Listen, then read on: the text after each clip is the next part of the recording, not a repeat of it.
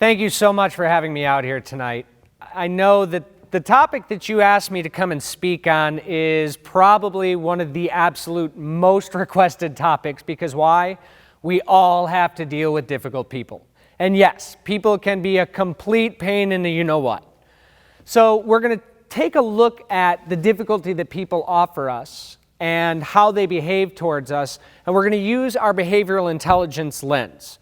Just to give you an idea of what behavioral intelligence is, it's the ability to explain existing behaviors, predict future behaviors, to be able to influence other people's behaviors, and be able to control our own behaviors.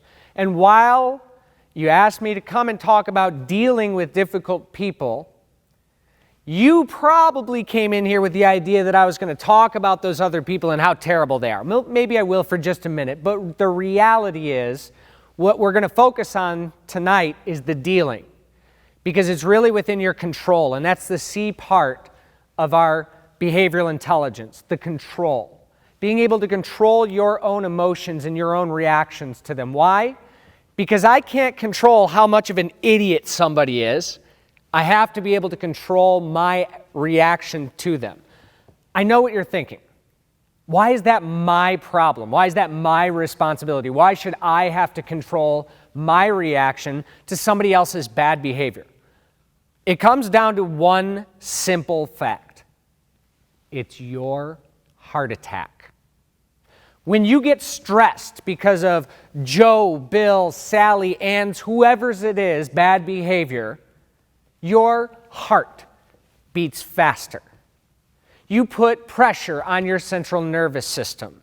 Your brain floods with cortisol, with all kinds of chemicals, adrenaline, all this comes to the surface, and what does that do? It lowers your life. It lowers your quality of life. And at the end of the day, is somebody else's bad behavior worth your heart attack? And if you answer that question no, well then we better come up with some pretty compelling ways that you can deal with some of the bad behaviors that we see. And I'm going to give you a couple of examples.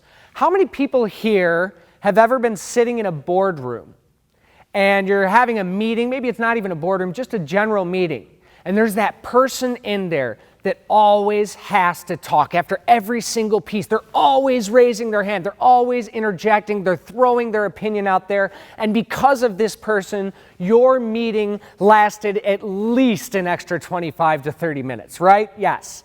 So we know that person. I see a bunch of you laughing and smiling at that. When we know that person exists, how do we then influence that person to not do that? We're going to talk about that. We're going to get into some real good strategies to help mitigate that.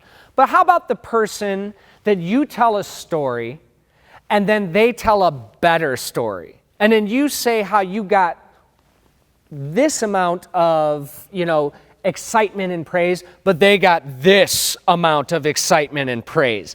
And then you say how you really enjoy driving your new car, and they say, oh, well, my new car is just so much more comfortable.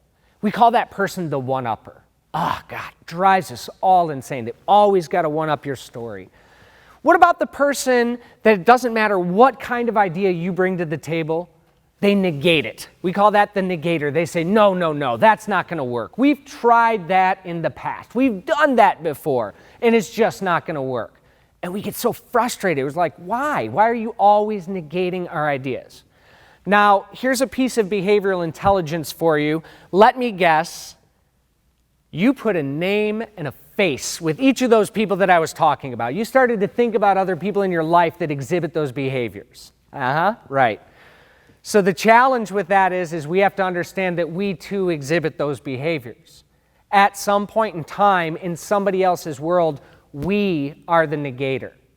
At some point in time, in somebody else's world, we are the one-upper. When we understand that about ourselves and understand that about our own behaviors, we can start to see how our behavior may cause somebody else to behave in a specific way. Now we're getting there. Now we're understanding how behavior is fluid, My behavior affects your behavior affects my behavior. But what if I could be the North Pole of behavior? What if I could be that static point that is strong and able to control how I'm reacting to a situation? Not only will I have health benefits, but you will be able to influence as well. And that is the power of behavioral intelligence when it comes to dealing with difficult people.